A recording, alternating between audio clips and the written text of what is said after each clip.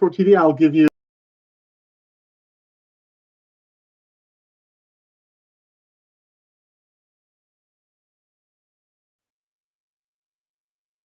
Okay, good evening, everybody.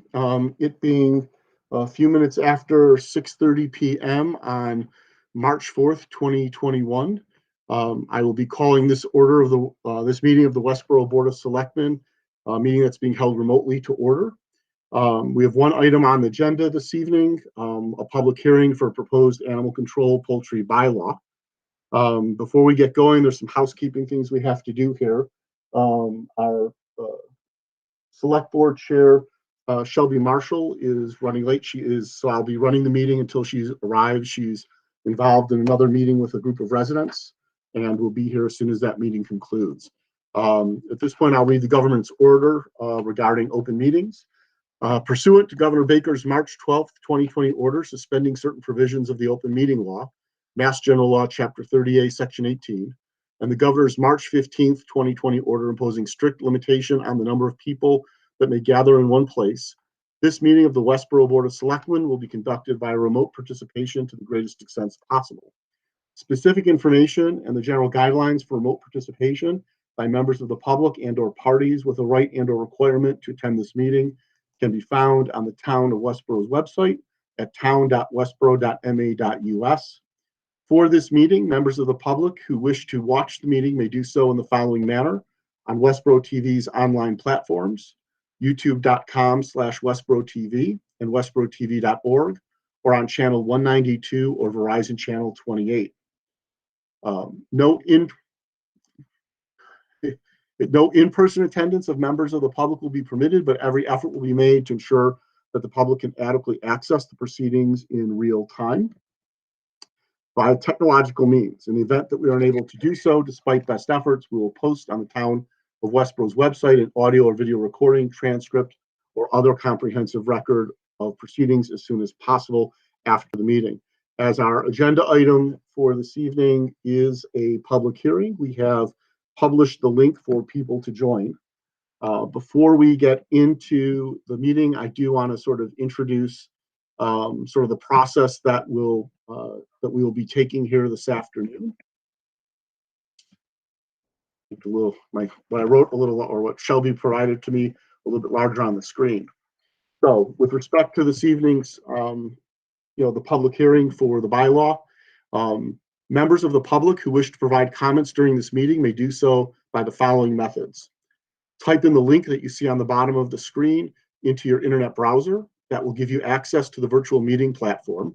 It's http://bit.ly, otherwise known as bit.ly/WB-chickens. The W and B must be capitalized. Second method would be to contact the Board of Selectmen office using the email address selectmen@town.westborough.ma.us.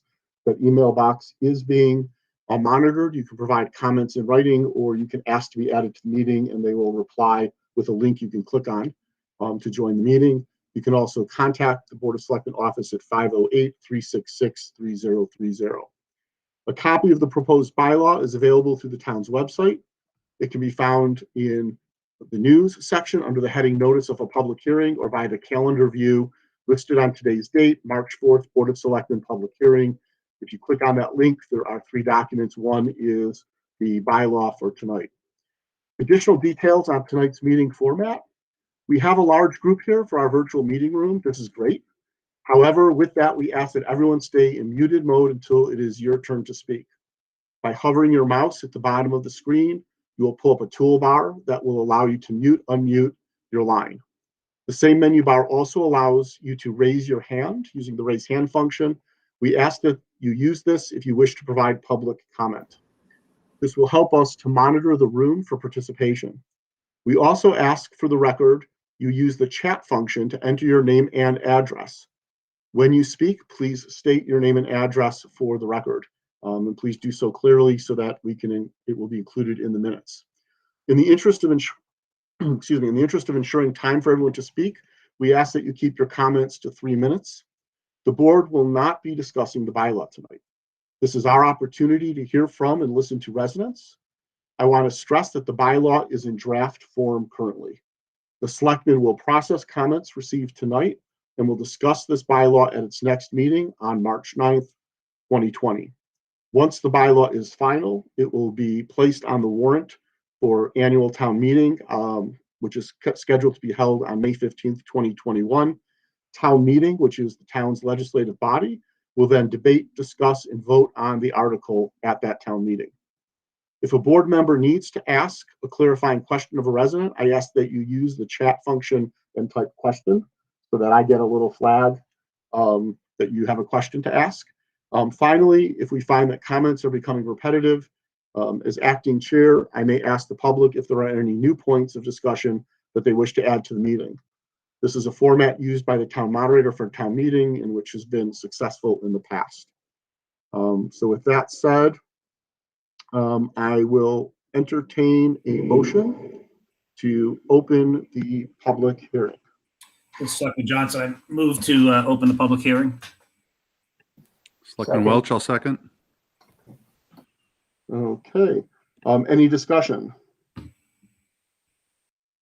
Hearing no further discussion, we'll do a roll call vote. Selectman Johnson? Johnson, yes. Selectman Welch? Selectman Welch, yes. Selectman Keel? Keel, yes. And Selectman Edinburgh, yes.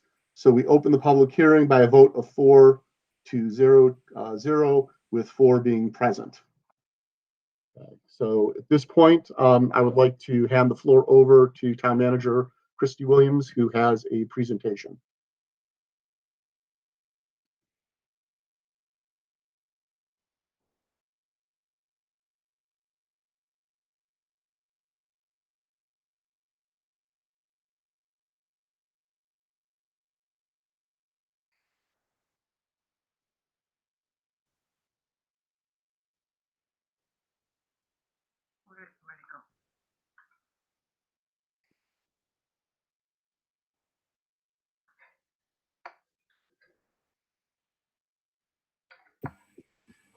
Christy, we're not hearing you either.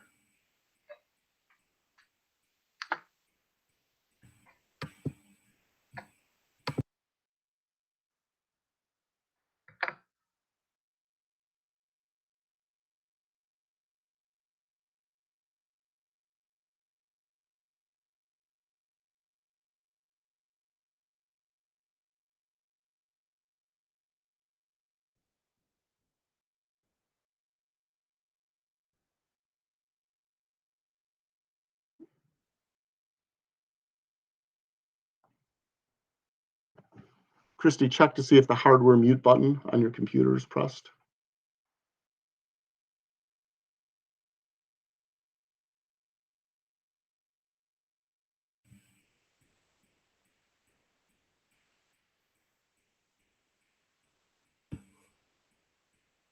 Apologies to folks for our technical difficulties here.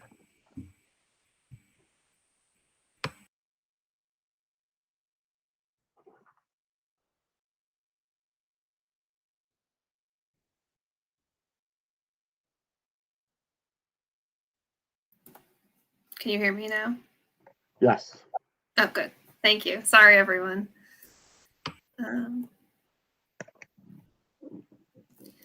While I'm pulling up my screen, I just wanted to mention that the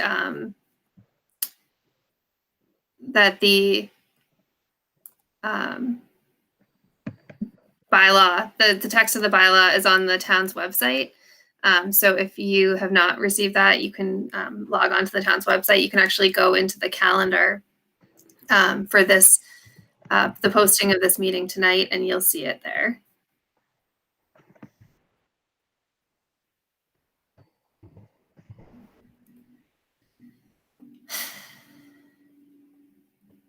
Sorry about this. Thank you, Alan.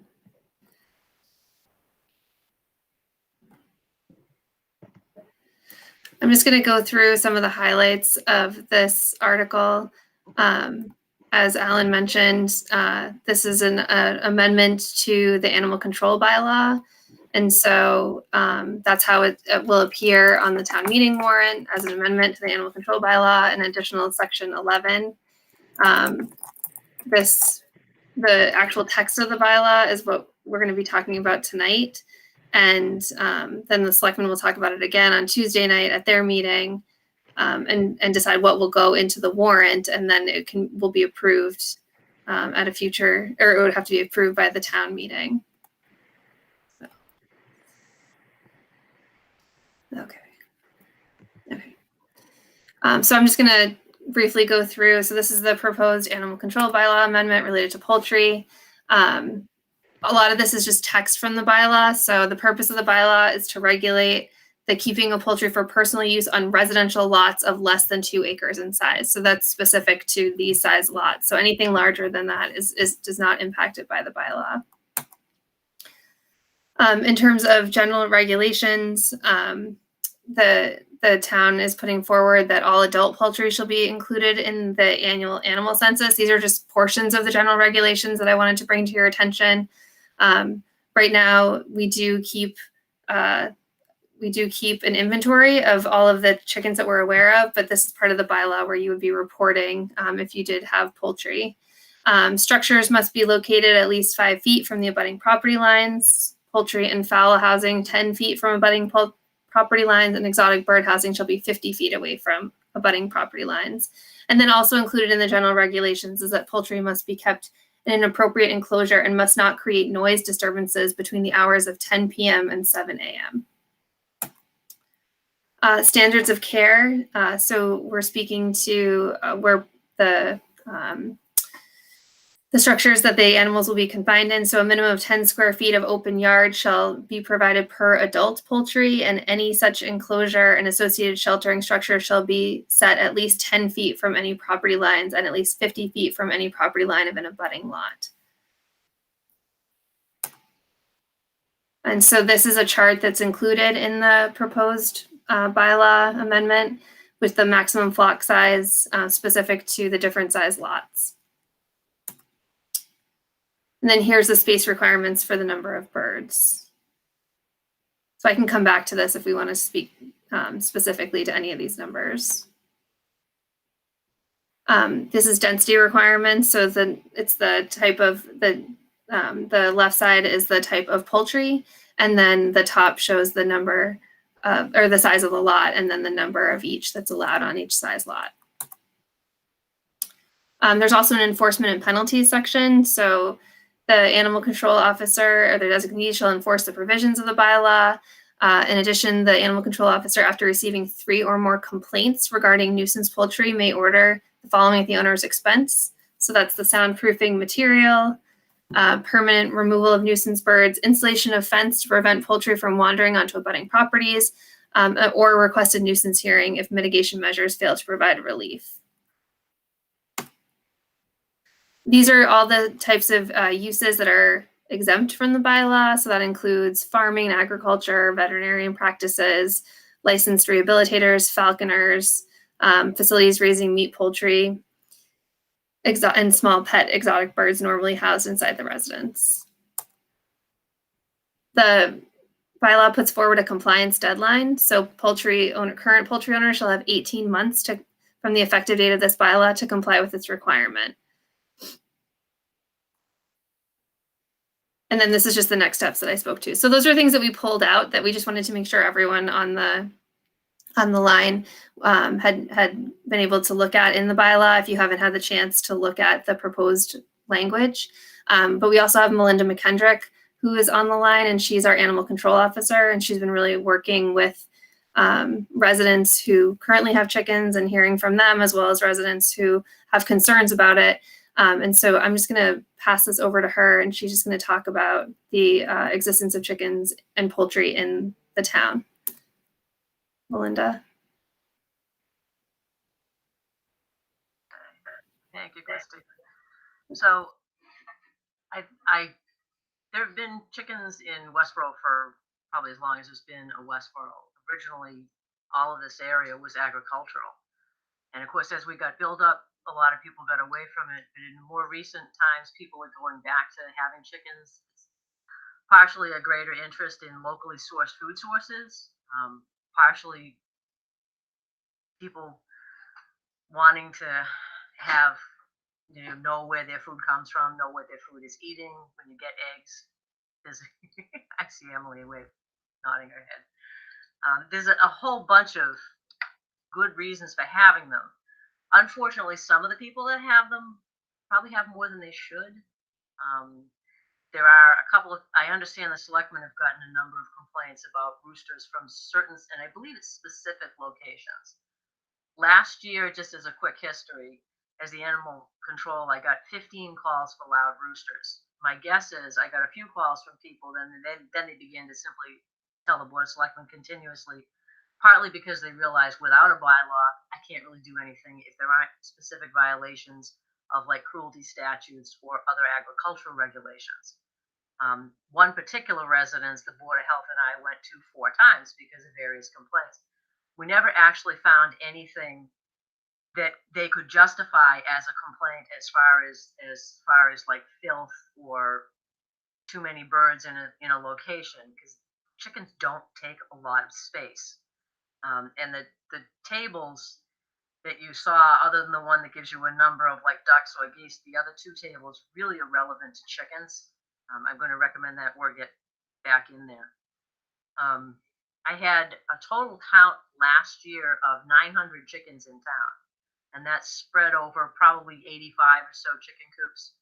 There's also other addresses that I go to as the animal inspector. The regulation that in the bylaw saying you have to be added to the count is actually a state regulation that I have to count all the livestock in town for the annual animal census, which is part of the animal inspector job. So there's already 900 chickens, and I think you're getting complaints about 3 or 4 specific ones. Some cases, if I'm not hearing about it, I'm thinking that the problem's gone away, because I have been trying to deal with it, although I'm aware of a couple of areas that what they really need is they need a reduced number of poultry on those specific lots. But those are people that have way over the numbers that I'm proposing already. Most of the other chicken owners, occasionally there'll be a rooster, but if I'm not getting complaints from the neighbors about a rooster, I'm not going to worry about it. If it's in an area that is not disturbing people, then there's no reason for me to be contacted.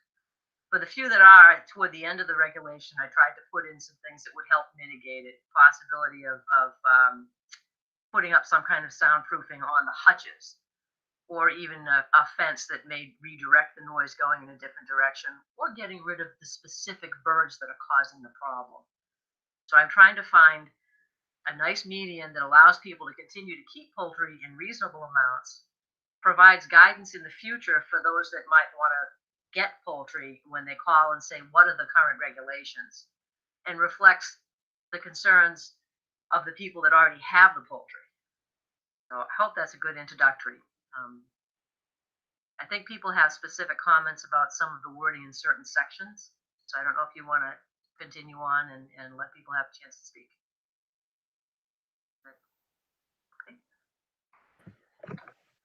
Okay, as is our process now.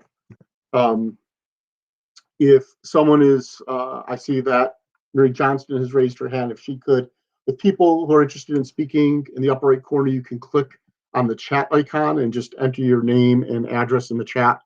We'll also use that to track as well. Mary, you can do that after, since you've got your hand up. If you could, if you want to go first, just please state your name and your address. Sure. Thank you. Mary Johnston, 5 Santerpond Road. My family and I have lived in Westborough for 11 years and have been responsible chicken owners for the past 10.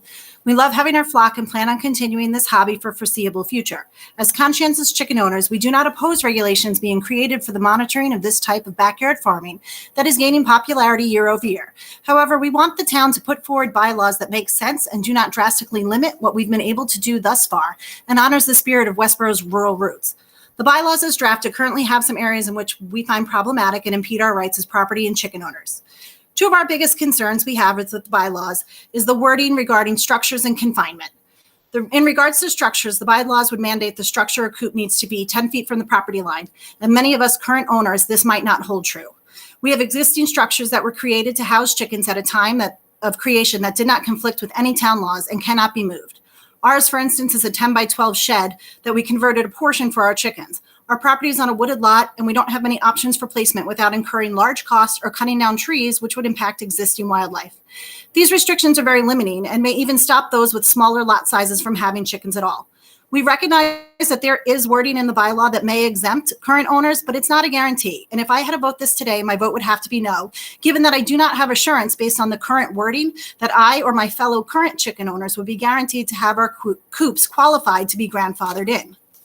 The other wording in regards to structure that's problematic is that structures need to be designed for intended species. The essence of backyard chicken ownership is having poultry live harmoniously within our backyards. Owners often do this by repurposing other structures, being frugal, creative, and resourceful. I have seen many interesting and unique creative coops that are repurposed older structures to make awesome chicken coops, like a swing set with a little clubhouse being repurposed into a wonderful home for chickens. These weren't intended for the species and they weren't designed for them, but they're totally fine to use for them as long as the material is safe and they provide adequate shelter. It's wording like this that limits the ability of resident owners to be creative and resourceful, and it's unnecessary to be included as the rest of the wording covers the safety of the animals. Another area I would like to call attention to is the wording around confining of animals. I encourage the wording to be changed from confined on an owner's property to the birds must remain on an owner's property. Free-ranging chickens is among the most of the healthiest practices for our birds. It provides them with a balanced diet and exercise vital to animals' health. And in turn, they benefit us by cutting down on the tick population, adding natural fertilizer to the ground, helping to keep vegetable gardens tilled and healthy.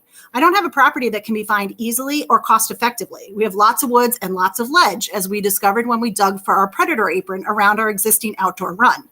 As many of us do here in town, we've never had a problem with chickens leaving our property in 10 years. And I think wording that defines that we need to be confined by a fencing is limiting our rights as property owners, as well as it's unhealthy for the birds.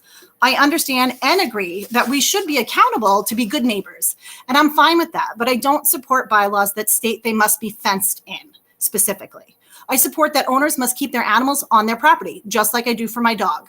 But confining by a fence goes against some of the main reasons we became chicken owners. The drafted bylaws also say that you need a separate structure for each species of poultry, but I don't understand why. Turkeys, chickens, ducks, and quail, and many other species of poultry cohabitate very nicely together. These are not requirements for the animal's well-being and are unnecessary for the town to add. It just adds more unnecessary structures being created. As long as owners are being responsible and all animals are cared for in a healthy environment that you will be inspecting according to these guidelines, why do we need to limit what we can cohabitate together? We've also found some inconsistencies in the bylaws proposed mathematically concerning some square footage, but with respect to time, I'm happy to provide them in writing to you. The differences in wording may seem small now, but once down in the bylaws, they stand for the future, impacting what people can and cannot do on their land here in town. If we're creating bylaws, they should just be as accurate as possible. Thank you for allowing me to speak to you this evening. As you can see, we're really passionate about our feathered friends, and we'd have enjoyed having chickens here in town. I want to state again that we do support bylaws for owning poultry to ensure people are caring for their birds properly and adequately providing for them. We just want laws that make sense and are clear. We've had great experiences with being chicken owners. We've used it to provide us with food, improve the health of our property, and as a learning tool for our children, their classmates, Cub Scouts, and Girl Scouts here in town. And we'd like to be able to do this, to own chickens responsibly in the way we have been for the past 10 years. Thank you. Okay, great. Thank you very much. If you have any specific wording changes you want, please feel free to send them in writing, and we will include that in the packet that goes to the Board of Selectmen for the discussion in advance of our next meeting. Okay, so next in the list of people who've raised their hand and entered their name and address in the chat is William Wallace. Hello, my name is William Wallace. I'm from 22 Moore Street, and I wanted to bring our attention to Section 4 of the bylaws. And at the bottom of that section, there is a sentence that says, no structure or enclosure may be located within 250 feet of the high water mark for any water flowing directly or any source of drinking water. I'm curious about this requirement, and I'm afraid it might be restrictive and might prevent people from having chickens. And the other item is, how does this compare to other livestock? Are there restrictions for high water marks and for flowing water for cattle, cows, horses. I'm curious about that. How does this compare? Melinda, do you want to answer that? Because I know you did follow up with our conservation agent specific to this sentence. That sentence. I did follow up with the conservation agent. I'm not sure where that came from. I suspect it was a concern for runoff into drinking water. There's a lot of concern for conservation areas throughout the state. I'm not quite sure where that wording came from. But when I spoke with the conservation agent, he told me a couple of important things. The standard conservation law that requires 200-foot setbacks also has exemptions for chickens. So that's different. The town itself, however, does have some things in the zoning bylaw about having manure piles. Anything within, I think, 20 feet has to be contained. I'm going to see if I can bring it up really quickly. The Watershed Protection District, manure must be covered or contained within zones 1 and 2. And he wanted to know if there were any chicken coops within 20 feet of vegetated wetland or 125 feet of vernal pools, but didn't see a reason to put any restrictions like that currently into this bylaw. So I think I mentioned earlier I was going to recommend taking that whole first paragraph out for the section 4. Okay. That also covers the 10 square feet of open space and a few other things in that first paragraph, which I think is covered elsewhere more clearly. So just to be clear, the no structure enclosure within 250 feet, you're looking at removing that? I was going to make that recommendation. Okay. To that paragraph. There are other things that take care of. There's another area where owners are not allowed to let the manure run off into the stream, which I think is sensible. Yeah, absolutely. I was going to add, my name is Nurai Wallace. I'm his wife, and 22 Moore Street as well. I'm going to piggyback on everything that the previous speaker has said. And Westborough is a wonderful community, very supporting communities. And there are many, many households that have, as you know, 85 households that have chickens, which allows us to sort of go back to our roots, but also for families such as like ours, gardeners, major gardeners are really using the chicken manure, which is one of the best manures there is for gardening and gardening organically. So we don't use any pesticides in our lawn. We don't use any pesticides whatsoever. So that is part of our living standards as a family. And so I feel that some of these bylaws that the previous speaker has put forth and the 250 feet of any structure for chickens or any other livestock from living from a runoff, which we have a lot, every household almost have runoffs, will restrict that living standards that we have and that we have promoted for our children, for some of our neighbors, quite frankly. And so it's a wonderful way to go organic, to go environmentally friendly, if we are also responsible owners of our homes and our livestock or any other animals that we have. So I was really, really urged that we look at some of these already said. I'm not going to repeat them all because the previous speaker has done so. And my husband, what he has added, looking up at the wording so that those things don't become for those responsible livestock owners to be restrictive, and that we have to stop of what we're doing because some of these bylaws we can't adhere to, and we want to be a lawful citizen of our town. So thank you very much. Thank you for hearing us. Okay, thank you very much for your comments and participation. Next in our order is Stephen Batchelor. Hello, I'm Stephen Batchelor. I live at 31 Blake Street. I'd like to thank the Board of Selectmen for having this hearing, and I'd also like to thank Melinda for all of the hard work that she's done in putting together what I think is a good common sense approach to this issue. I want to speak as a new chicken owner. I'm new to raising chickens. We got chickens right before the start of the lockdown, and they have been an amazing addition to our family. When I read the bylaw, one thing that it attempts to do, I want to push back a little bit on and give an alternate interpretation, and that is that the bylaw is there to minimize, it's intended to minimize the impact on property value, the character of the town, and the impact on public health in a negative way. And I want to suggest that, in fact, raising chickens impacts those three things in a positive way. And I'm not alone in thinking that. There's even a lot of research and evidence that suggests so. So the first point is the agricultural character of the town. Hardly impacting the community negatively. Chickens, at least in our neighborhood, have brought us closer to our neighbors. We now have conversations with our neighbors, transgenerational conversations that we wouldn't, I think, otherwise have, because people are now coming to see the chickens, and so we're having conversations and meeting neighbors.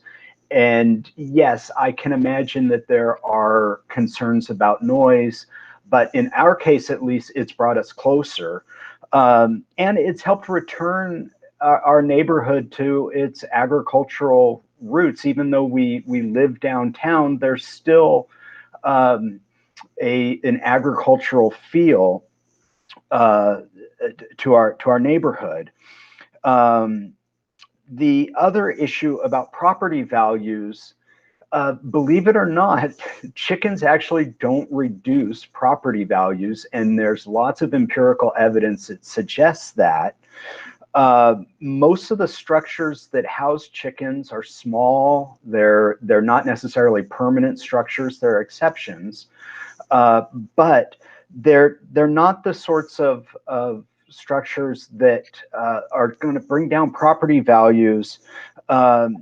In fact, because of the way that chickens help promote urban agriculture, they've actually raised property values in a number of places. There's research being done by a law professor at Case Western University that's established this point empirically. And then finally, the impact on public health. Chickens are I think they're cleaner than you might imagine. And yes, they produce manure just like all animals do. But as other speakers here tonight have pointed out, it's one of the most valuable manures that there is. And it actually brings the community closer through compost sharing, and it promotes agricultural sustainability, which is precisely one of the things that the town's master plan is trying to promote. So I would like to suggest that rather than negatively impacting these three areas, that keeping chickens actually helps promote a rich community with strong, robust property values and increased sustainability. Thank you.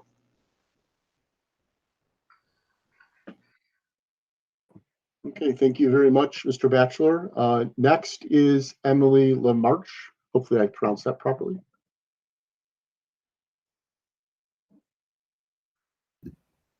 I think I unmuted myself. Yes, you did. Thank you.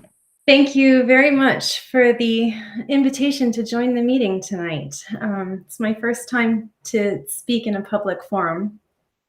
And thank you to Melinda for beginning this work and for working so diligently in crafting these things. I would second everything that has been said tonight. Thank you to Mary and thank you to Stephen both for your comments. All of the concerns that they raised, I share.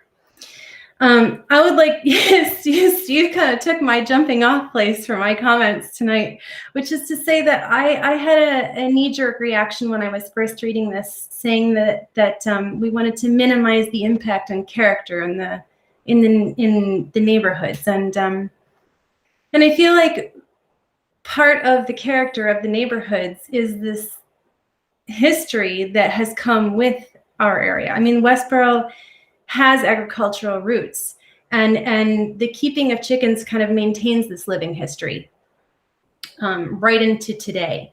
I was talking to a neighbor of ours so we purchased this property. It was once a cow farm. And I was speaking to our neighbors the other day about how they used to wake up and look out and see cows, cattle on the pasture in our yard. And now they wake up and they see houses and roofs.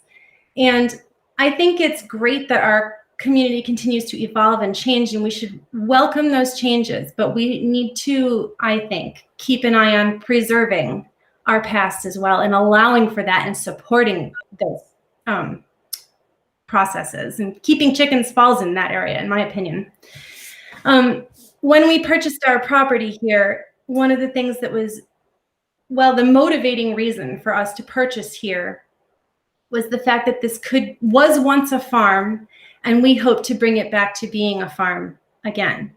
Our children need to have, in my opinion, that opportunity to come back to the land. It's a thing that people are losing more and more these days. I want my kids to know what it takes to eat an egg. What does that look like from start to finish? What are the processes? And to take that even further, to go back to the gardening piece, you take that egg, you take the leftover food, you compost it, you put it back in your garden, and the whole process starts again. And that kind of lifestyle and that kind of living is something that I think the whole world could benefit from. Like, even just to be like, yes, on a small scale, individuals, we would benefit from that. But like, ripple that out. The more people that can do that, the better off we will all be. From a small community just to our neighbors, and then rippling out wider and wider throughout the area. And I see those connections with sustainability and history and just the hands-on approach. Our food doesn't pop up magically in the grocery store. There's a whole process involved in getting it to our plates. And I think connecting with that is a very important piece. So that's what I wanted to share tonight, and I thank you very much for the opportunity to do so. Okay, thank you very much. And if this is your first time participating in a public meeting, great job. Thank you for doing that as well. It's always important for residents to feel comfortable stepping up and being heard and participating in the process. So next in the list of folks who've entered their names and addresses in the chat window is Samira Spear. Hi, I'm on the phone. I'm not on a laptop. Can everybody hear me okay? Yes. Yes, we can. Okay, good. Thank you. I'm at 3 Kimball Road, and I fully support this bylaw. I think it was written with a lot of thought and effort to really appease both sides, people that own chickens, and for those that have been struggling with certain situations with neighbors. I'm totally for chickens. I don't own them, but I do think that they're a great addition to the family and to the yard and to the neighborhood. However, I think Melinda made a good point earlier when she said that when it's at a reasonable amount. And so I'm hoping that everybody can understand where we've been coming from. Our neighbors have roughly 50, 60 chickens in a residential little yard, in addition to ducks. And so it's really impacted our lifestyle as far as odors go, as far as noise goes, with roosters, chickens, and ducks. And so the way that this has been written, I think it still gives everybody the opportunity to own poultry, but it also will help people like us in our situation where it'll bring down the amount that people might own, and it'll allow us to be able to enjoy our yard again, and they can still enjoy their birds. And I think if everybody could own just a few, like most people have, where they have, 10, 15, 20, I think that's a reasonable amount. And so I think the way that it's been written, I really appreciate how it was written. I think it really sees both sides, and it was a fair bylaw. So I'm hoping that everybody will support it.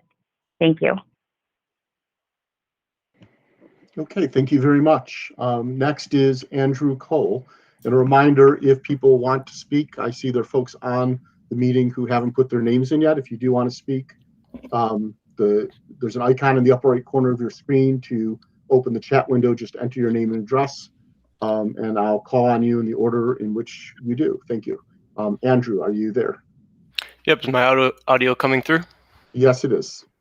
Thanks for the opportunity to speak tonight. I did submit my comments to Ms. McKendrick and Ms. Foster. In addition to what the folks have added here, I guess the comments that I have are just clarity in some of the wording in the bylaw. As I read through it, I noted that provided, and if there's a version of a setback to streams to drinking water, there should be a diagram or a link provided so that those that have chickens or want to pursue having chickens can understand where those areas are of protection. It's not clear. Those are the comments, I mean, in addition to what people have said already, and they've covered kind of my other comments, but those are two things, I guess, to add, and that's it for me.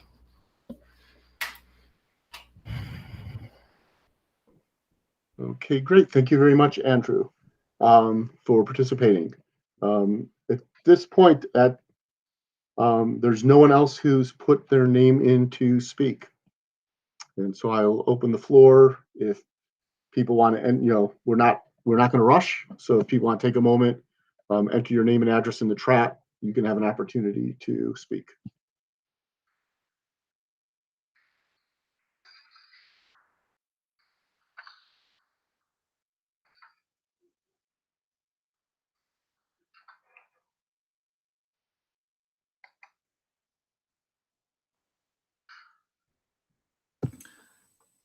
Alan, Melinda's raised her hand. Oh, I just saw that. Melinda, go right ahead.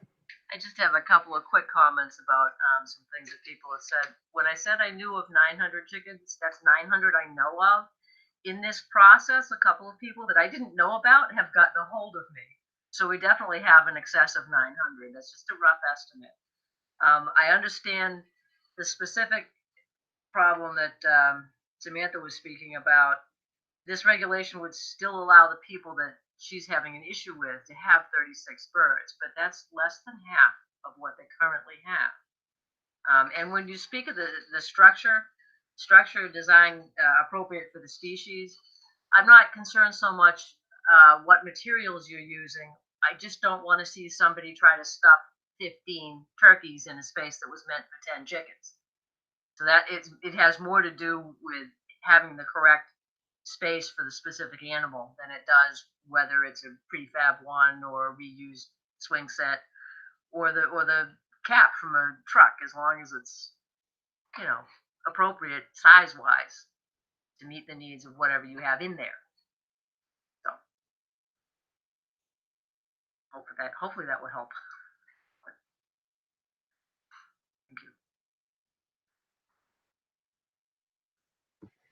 Okay, thank you very much. We don't have anyone else who's put in for speaking. Mr. Wallace has raised his hand to, I assume, with a follow-up question or comment. Yeah. So I will call on William Wallace again. All right, it will be his wife speaking. So that is okay. I'm going by the name on the screen. That's fine. That's okay. No big deal. So you are Nuray Wallace. That Nuray Wallace. Yes, exactly. Thank you. So first of all, I'd like to thank all of you to be here. Either you are for this or against this, it doesn't matter. It allows us to have a discussion, a really nice and civilized discussion, which is really, really nice to have. And I've been learning more throughout this evening than I knew before I sat down. So thank you very much. Also, a special thanks to Melinda, who has been such an information troll. Each time she came to visit us, she has been so informative, whether about the chickens or about our structure or about what we can and cannot do, and be so explicit and so kind. And so her time was so generous. So she never said, I gotta go. So a very special thanks to her, who has been really so helpful to have our chicken, to start our chicken flock, and continue to do so now for almost 8 years. So thank you so much, Melinda, also for drafting this.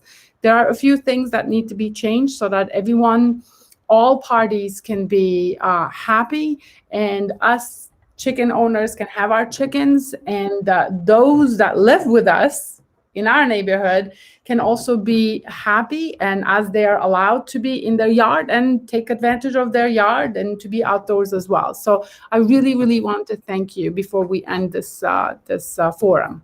Thank you very much. Thank you. Okay, and thank you for participating. We've got members of the Board of Selectmen, obviously on here as well. They are also residents. So if any of my fellow members of the Select Board have any questions or comments, please feel free to unmute and I'll recognize you and you can do so. We'll go Patrick and then Ian. Yeah, Alan, thank you very much. Patrick Welch, 15 Chauncey Circle. So it's great to see so many residents come out and join this discussion. It's a very positive experience, and I'm encouraged by all the feedback, and I certainly look forward to helping the rest of the board word the bylaw in a way that accommodates the different needs of the community. So I'm excited to be involved in this. Thank you very much. Thank you. Selectman Johnson. Sure. Ian Johnson, 9 Burtis Adams Way. Quick question, Melinda. I think if I heard you right, I just wanted to make sure I heard it because it related to the comments. Your recommendation is that whole first paragraph under section 4. Are you recommending removing that? Is that what I heard? Yep. Okay. Because then I think, as I read through underneath there, some of the things that were talked about by others would then still be covered, but it also is more about keeping. You can still have free range. You just got to keep on your property. I know that was one of the concerns. So perfect. I just wanted to make sure I heard that correctly. And I think that personally makes sense. Will be outside with their chickens. They'll let them wander in the yard. They're well known for eating a lot of fleas and ticks. And if the neighbor doesn't mind them coming over, I'm not going to worry about it. If the neighbor complains to me, I'm going to say keep the chickens in your own yard. Perfect. No, and I think this is great. As a side note, I'm a grandson of chicken farmers from a long time ago here in Westborough. So they delivered eggs all the way into Boston from Westborough up and through the early 70s. So I appreciate all of you that are on here that are raising chickens and the comments you made. I think it's great to see in Westborough. I really like seeing it in the comments you made about how it brings families together, communities together, really brings us back to the environment. I think is great. So thank you all for being here, and thank you for your comments too. We want to make this a bylaw that works for everybody, and I think we're getting very close to that, and we appreciate all your comments. Okay, thank you, Selectman Johnson. Selectman Keogh. Yes, Sean Keogh, 5 Yorkshire Circle. Yeah, thank you everyone very much. This is my first meeting, and it was really great to hear from everyone. I really appreciate the fact that it sounds like everybody's just looking for a level of fairness for those with chickens and those who are the neighbors of those with chickens. And I also appreciated that that is how Melinda sounds like applies those thoughts when she comes and gets a call. So this coming Tuesday we'll talk at our meeting, and I think hopefully we will be able to come to agreement on something that you believe is fair for everyone. So this was very helpful, and I thank you. Okay, great. Thank you and welcome aboard. Nothing like diving right in right after the election, so thank you. We have Andrew Cole, who has a follow-up question or comment. Thank you. Yeah, just a clarification or question. Would the comments that were submitted via email be provided to the Board of Selectmen for review, or they'll be summarized? I guess I wasn't sure based on Mr. Johnson's comment to Melinda. I believe that's the case. Just want to know though. Any of the correspondence that we receive will be provided to the selectmen and will also be included in a summary that we're going to put together for them. All right, great. Thank you. Okay, thank you. Are there any more people who wish to speak or comment?